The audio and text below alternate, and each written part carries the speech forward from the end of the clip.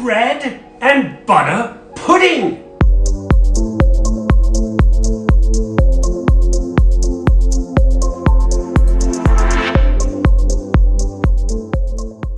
Luxurious, rich, flavorful, satisfying, and amazing. Really could describe the host of a certain food channel. Or not. Bread pudding, we've all heard of bread pudding. That's one way of preparing a dessert made of bread. Bread and butter pudding is quite different. This is a bread based with some fruit and with some English custard, or if you're the other side of the channel, in France, you would call it crème anglaise. This is a layered dessert in the dish. It's gonna finish in the oven. It's gonna be crispy on the top, creamy on the inside. I can't wait. Let's get going. So here we have some eggs. Of course, it's an egg custard, and we're gonna get back to these and show you how to make this custard. It's pretty simple, pretty straightforward. Have about 2 cups of whole milk. 2 cups of whole milk here, and we're gonna just add in now some heavy whipping cream, probably almost 2 cups of that too. So we're gonna make lots of custard here, probably too much. What will I do with all of that creamy custard later? Quite simply, it's all combined here. We're gonna pour this into a pan. Expertly done. And we're just gonna bring this milk cream mixture to a light simmer. Heating milk and cream, be ready, keep it moving. You don't want it to burn on the bottom. Keep the heat low, medium at the most. Keep it moving, and if it comes to a boil, it's gonna rise over the top of the pan real fast. So be ready to remove it from the heat. But if you go nice and slow, you're just gonna bring it to the simmer. Then we're gonna take it off and let it cool right away. It's all over if you burn the milk.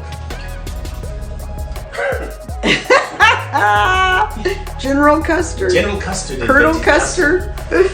His friend Colonel Mustard He was in the study. invented something else.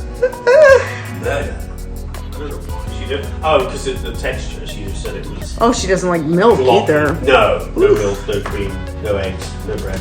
Other than that, No sugar, no flavor. But she used to give us an empty dish. Here's your bread pudding.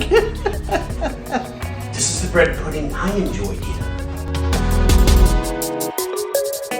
We've simmered the milk and cream. It's simmering goodness. Now we just need it to cool a little bit so that we can temper it into the eggs. We just used egg yolks in custard.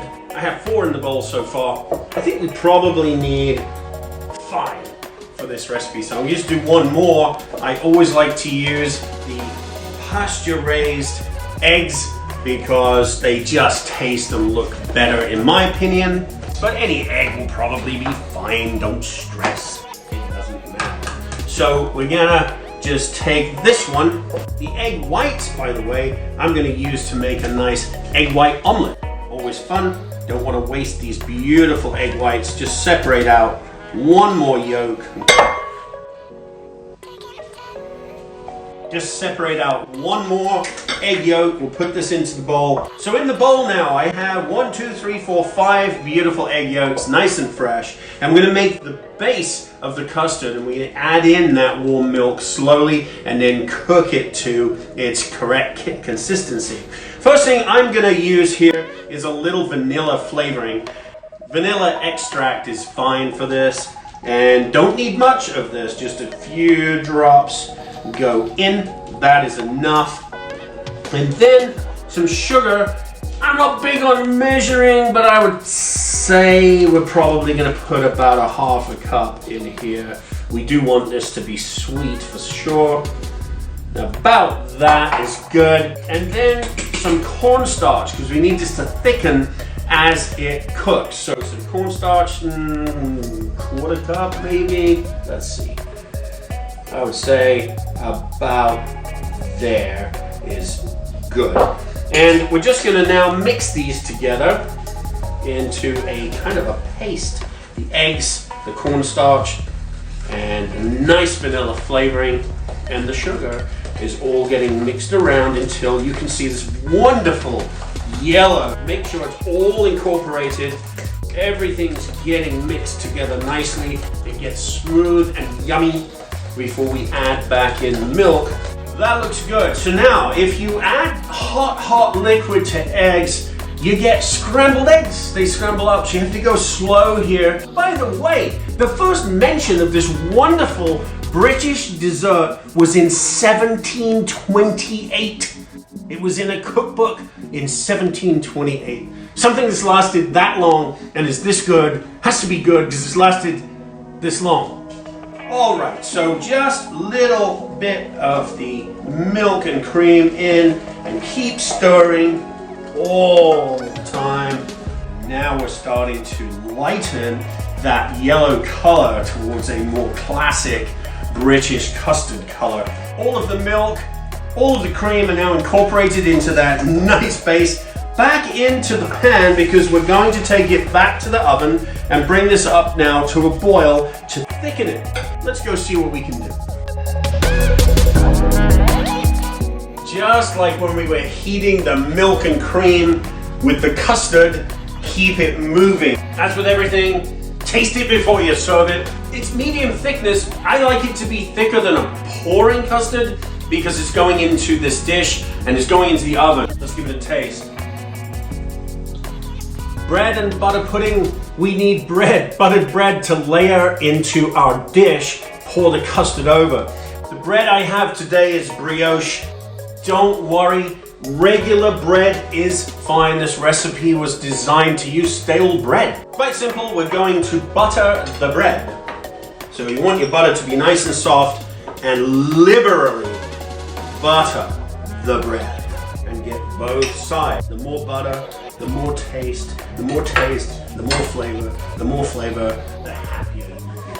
I'm gonna cut these into strips so I can decide how to fill this baking dish to make sure it has lots of color. So there's the first layer of brioche. What else do we need? We need some kind of currants or some kind of raisins to just sprinkle over the top. This is totally and completely authentic. Raisins or currants go next.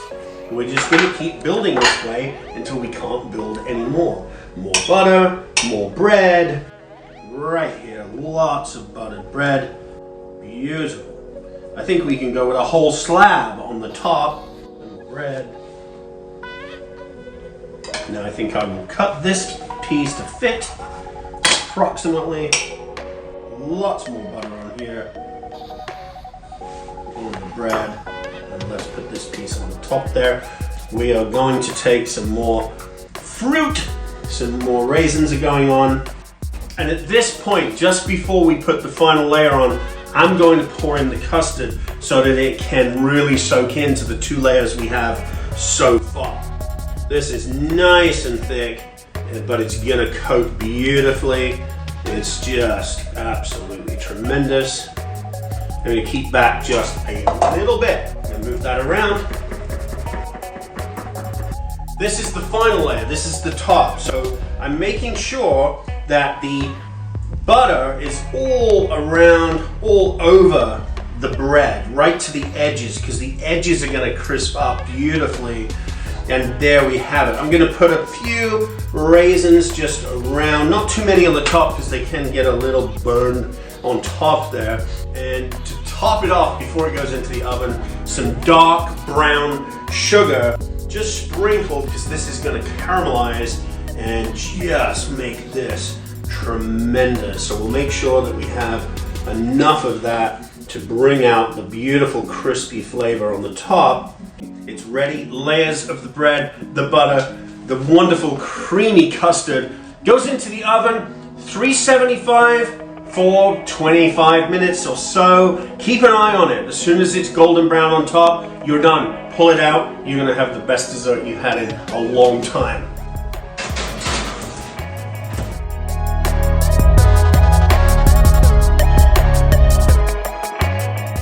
Bread and butter pudding. Let's serve it. Let's try it. Let's see how we did.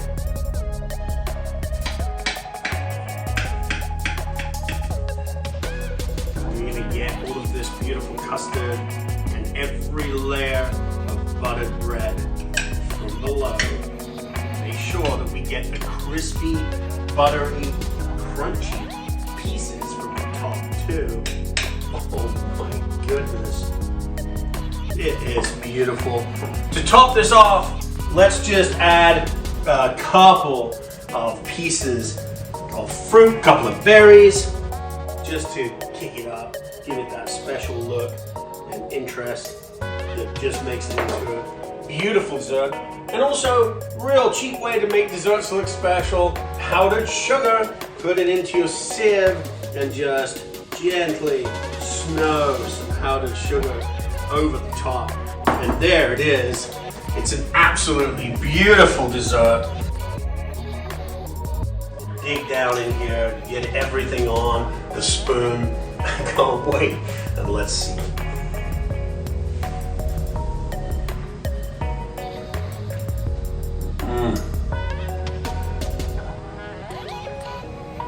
Spot on. You are always welcome right here in the kitchen. Hit that subscribe button, hit the bell, leave me a comment. Enjoy food, have fun. We'll see you here next time.